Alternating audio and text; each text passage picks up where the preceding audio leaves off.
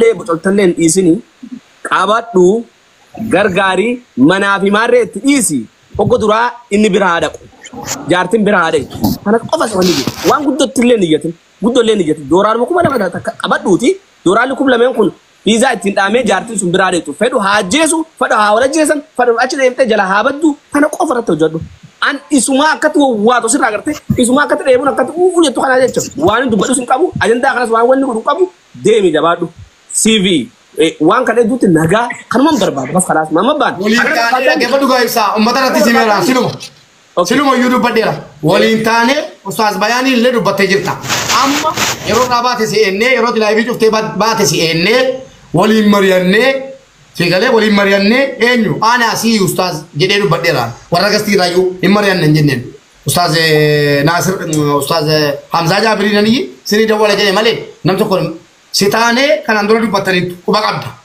isaan taane ana taane dubbanne ahadatti akkam ta'uu qaba isaan immoo maal fedhu se jedhu bari majammaraati hin murteessin doolaara 2,000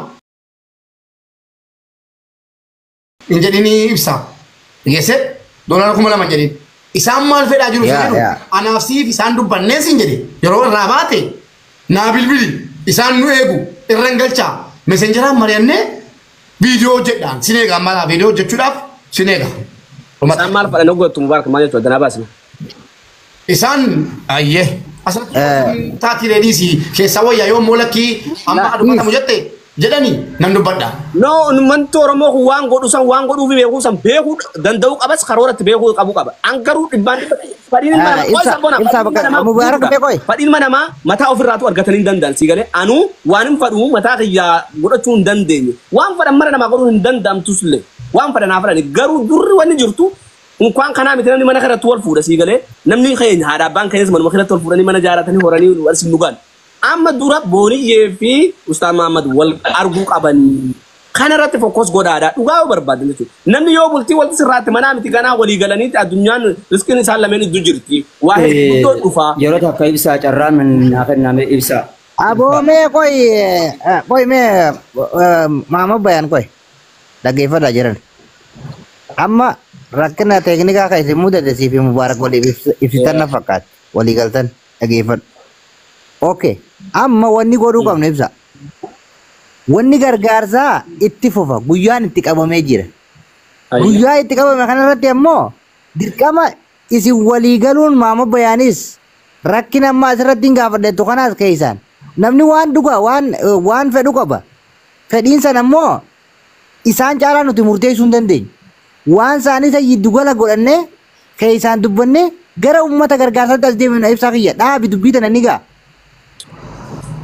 keessaan yoo mari'anne irra gaarii abboona keessaa tanatti isaame waan gargaarsaa tana keessatti hin fiina dhugaan siin jaa wallaahi kasi waan biraan maratanii dhufan siin jaa namni warra tiktookun akkamatti of shakkii biraa no waan biraa mari'atanii dhufanii miti yaa ibsaa dubbiin akkanaa miti yoo namni kun akka gargaaramu barbaadde inni dubbatu mubaarak yeroo takka dubbatu yookiin dubbachiisi yookiin immoo akka gootu mee dubbadhu mee anis barraa ittiin dubbadha Ustaaz Muhammad Bayaan ibsaan dubbadha dubbadhu yaa dubbadhu waa mubaarakii fi ibsa irratti dubbadha yoo abbaan iyyata ambitti namaa dirmatti jan akkasimi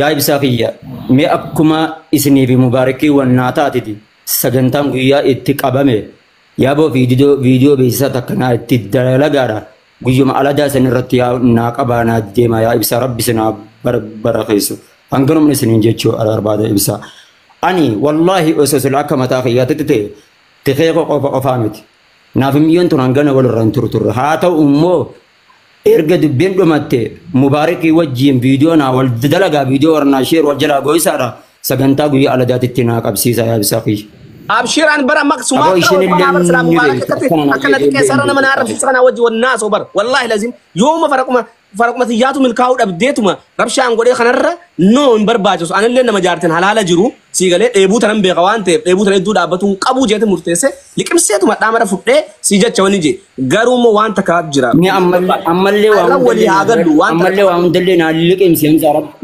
ibsaa rabbi siyaa bara keessu yaa ibsa waliinaa gagalaadit yaa ibsa qiyyamee dhiifama moji ibsa akka obboleessa dhiifama jedhaneer mubaarak dhiifama abshii alata sana viidiyoo dalagee an duyuutti nan godhaa akkasumatti mana keetillee si baggii dhufaa waliin gargaara garuu immoo waan takka taama maama baan kanaa fi isin idduu jirtu takkan argita ummataa ifan ta'in maama baayyoo maallee namaa kasirra badee jiraati dubbadhu rakkoo takkan qabu.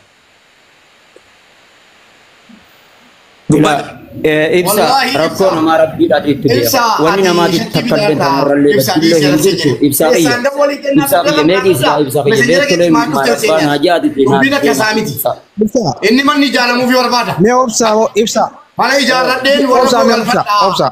Kan inni barbaade malee kan tikkeettaa miti. Mube obsi. Ibsa amala dubbii fidaa jirta. Maaliif yoo jette maallaqa sirra badee kanamaa yoo jiraate himi maaliif balee isoo dirree baaniiti na gargaaraa jechaa jira ustaasni kuni. Maaliif asirratti namatti kofalchiisuu barbaadda? Na gargaaraa takka jeemi. Dandeessan gargaaraa. Dadhabdanniisaan ni gargaaraa. Nama yisiisuun bu'aan qabdu ibsa. Nama yisiisuu miti gara akkaataa isin ooftanii waan guddoo takka na gargaaraa baan fanii na gargaaraa namni meeqa makiinaa binne namni meeqa mana jaarrenti ni beeynatis mana mubaarakatiif fi artistoota gurguddaa kanaawu si galee kanaan akun waan qallaalii bar akka rabbumaa jaarati yeroo ibsa ibsa kiyya dubbeen umatte ibsa yeroo takka laa dhaggeeffatu uummanni waan adii takka beekuu qaba waan qulqulluu waan ifa taate takka sii galee yoo wani biraan jiraanne gargaarsa mana barbaadaa bultisa argee yoo jenne kun waan bareedaa uummannis akkattis beekee bira dhaabbachuu la ibsa namni mana ilaala ibsa yeroo takka meen na dhagee yaa qaadi nama yaaboo mees hamilee tiyyallee na eegaadha mi akkuma mubaarikii walii altatanii miti viidiyoo haanaa jijjatu sagantaan guyyaa sanitti haa beeksifamtu billa alayka tanan na duran dhaabbatana yaa ibsa rabbumaan isin qaba walumaan naa hojjadha yaa ibsa yaaboo yaa ibsa hanginuman isinin jechuu abshir wallaahi lazim muraada obboleessaa duran dhaabbatani wallahi duran dhaabbatan wallahi lazim wallahi duran dhaabbatan khabiraan dhoo duran dhaabbatan okay ulfaadha maama boyaan dubbii akka maama boyaan abshir ni gargaaramta beebi dila siisitti hin qaben dhaggeeffadhu ibsa ati karoorri kee maalime mi'a karoora kee kana ifa nu godhi bar walii galuu dadhabaa jirra. Wanni walii galuu dadhabne karoorri kee wanti ati shakkite waan gartee wanti waan kana dura kanatti waan jettuuf maalime. Maalin dura dhaabbadhe dubbadhu waan dura dhaabbatte waan shakki gaafachuun karoora kiyya nan gaafachiisu dhaggeeffadhu karoora kiyya akka maama baan gargaaramu bifa adii ta'een waan qulqulluu ta'een namni beekee gargaaruu qabaadha. Karoora kiyya guddaan inni lammaffaa karoora kiyya ammaaf maama bayaan jaartiin isaa akka bira dhuftu dafanii godhuudha dafanii hatattamatti yoo guddaa waan guddoo takka ni jenne galmaan ga'uu dhabuu dandeenya Oromoo maarreetti fitinaa Oromoo qabdi ni beekta sani yaanni kiyyan hoggoo akkatti atin beektu mubaarakis naan jee qoyimee wayii jira naan jee shakkii biraa keessa uumamee waan kana dubbadheen waan biraatiif illee miti. Jechuun koo ati doolaara kuma lama funaannee fi wal bira deeman jettee jennaananii wanni biraa jira kanan siin jedhe manuma ijaarradhee manumaan keessa galfadhu qofa argannaan waan biraan fedhu waan isaan jedhaniif amma sii galte. Amma mubaarak asirratti waliif galla amma ni gabaabsina dhaggeeffadhu wanni adiin jirtu gargaarti ijoollee tanaa gurbaan kun reefullee achitti dubbanne gurbaan kun nama darasa.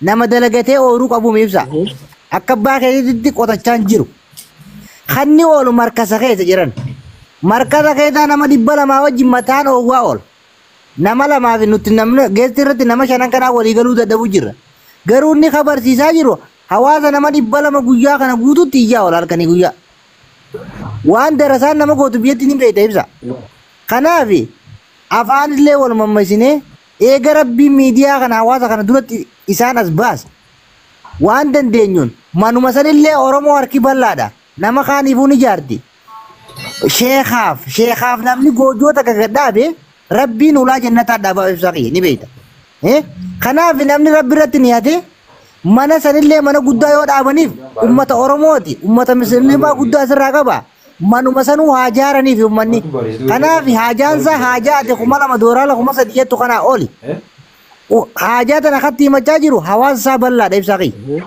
hawaasa bal'aa kana akka inni jiru kanatti itti dubbannee harka tokkoon siifi mubaarakis anis ifi dura hirmaannee hawaasa bal'aa kana haa hirmaachifnu ibsaa kiyya teeknika isin mudate dhiifama walii godha namni mana tokko jaaru citaa waliin saamu si jaalanne si kabanya bakka guddaa si qabna laffaatii guddaa isaanis siifi mubaarakis muut godhadhu eenyu anarraa muut godha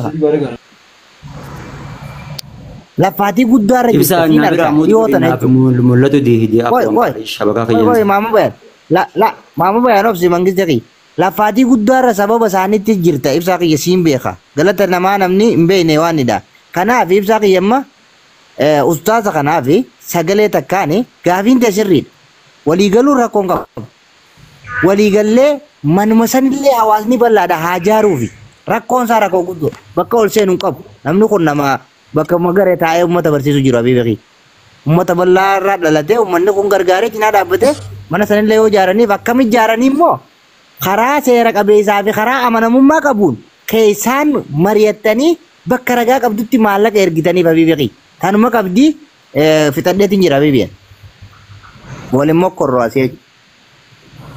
Waan jirtu akkatti ifa hoggoo godhan uummatnis bareedaadha waan akkanaa goonaa je'ee karooratti qaba. Hoggaa akkasitti bar gungummiin sun dura dhuftuun akka shakkeen uumamne waa mara akkasitti iyya malee waan biraatiif miti karoora birallee qabaadheeti miti waan kanas balleessuu raajaa qabaadheeti miti rakkataan tokko yoo furame anaaf gammachuudha sii galee namni jireenya addunyaa kanarraa waliin jibbu rakkoodha sii galee nama keeyyallee rabbi rakkisini ammas jiruu halaalaa tana waliin akkatti duramee kanumaa godhaa jiruun hasaasii duuba waan jirtu waan hin beekuuf sammara haasa'uun hin barbaachisu guyyaa aladatti waliigallee viidiyoon daleeynaa anis irratti dhiyaadhaa fi hagan danda'utti naman danda'uun achitti fidee irraani guurraaf rabbi isaa haa milkeessu rabbi jaartii isaatiin walitti isaa fidu muraada iddoo seenuu hin barbaadu siigalee nama lama ka waliigalees fadhu waan fadhas haa ta'u uummata godhuu hin dandeenyu siigalee yoo abbaan jaalate jaalalti furri waliini abadan namni keenyallee ka keessanis barreessitan ka dhuftanii waan kana iddootti na wajjin marachaa jirtan waan tana liqimsaa nammee akkatti adda baafna jedhanii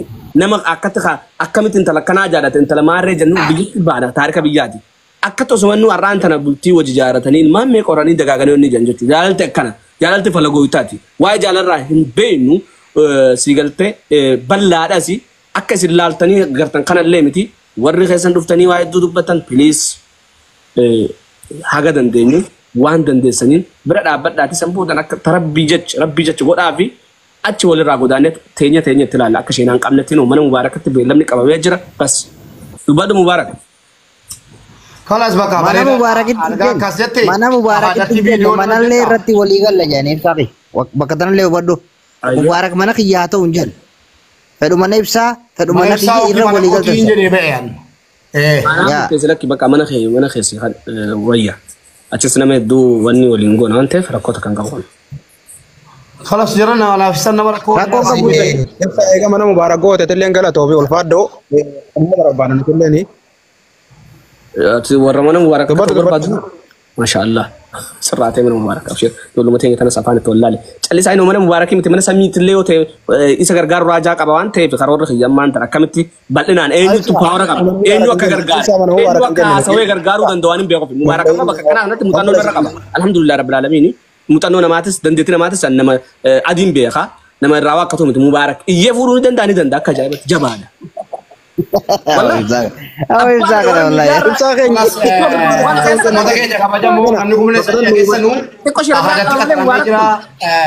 Keessanis hin dubbannaa ibsaa ahadatti akka ta'u qabu irratti viidiyoo nan hojjedhaa doyitii godhaa ahada kottaa hundi keessanii namni kun sadii ajjirtanu irraa nafinaa waan dandeessanu bira dhaabadha.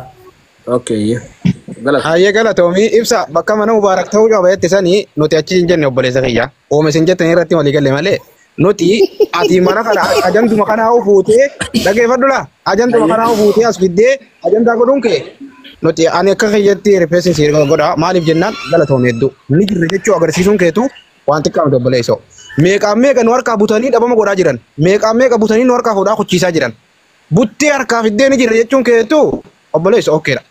Sigara kana sidura dhaabanne boniyeen jaartii teenya abbaan akka fadhallee ta'ullee siigalee abbaan fadhe harfadhe nu harkaa geessuus hin danda'u tana booda qarqara booniyyeetas abbaan fadhe akkatti yoo ciike qabriin isaa banaadha jechuudha walitti gayyaana jechuudha. Digalee. Qarqara booniyyee qofaa miti obboleessoo. Qarqara booniyyee qofaa miti. Qarqaruma galtee Oromootu namni hundi dhaabbatu hin ta'u. Nama hanga tokkotu dhaabbatu mala malee asii booda amma gargaarsi yoo ta'es Mubaarak ibsaa abbaa jaalalaa karaa dhala gargaarsa Oromootu hin beeknu. Gargaarsi Oromootu gara bakka godhachuu qaba. Kun gargaarsa Oromooti miti gargaarsa. Ustaas Bayaa booniyyee osoo hin jenne hunda gana fudhanii harka galfachuu kanaafuu galatooma alfaddaadha. Ibsaanis deemeera. Okay. Kau berkuah Frank kalau kamu mama ban. Wali kan berada apa kau boni je wajib rumah tak kalau aku dah hati. Abshir rumah tak jadi wallah. Wan tak wan kesan berle surah karo orang kabon. Sini gale. Ibu sini dur tu nanti tirtan. Ibu kena tu nanti jerawan TV. La. Khalid Maljad. Ayam fad ada. Ibsa lale wali bachuu qabdanii engaddalle mana mama bayaanitti akkuma walii galabetti guyyaa lameen kana keessa akka gargaaramu qabu ibsaan adda durummaadhaan dubbachuu ture yaada namaatiis karaa faallaatiin deebisinaadha. Walumaa galatti hooraan gamanaan kortuus gamasiin kortuus fardii hooraan tokkuma murtee isaan keenya maama keenya dumaashii teenya garaa jala kaatee hammatee riskii guddaadhaan taa'uudha nuti gammachuun teenya. Kanafi warra karaa biraatti hubattanis karaa biraatti hubatina warri qilleensa karaa biraa roorus karaa biraatti roorina ajendaan keenya karaa gartee muumma bayaanii ibsaanis tarmachuu dubbachuu ture dheengaddaasi hoggii mana namaa mutiisara fudhattan akka reefu san akka hin taane gartee sigalee kanaafuu galatooma hundi keessanuu ulfaadhaadhaan jechuu barbaadeetti maama bayaaniinis qilleensa roofamu jala gamaa gamana fiigini istiqaamaa qabaadhu akka dhiiraa ta'ii gamaa gamanatti qilleensa sanii jettee Dachas Oromoo dachas godela lame demati. Dachas fi kaalicha janqame sani beektaa miti ibsa. Kasir baratti olola.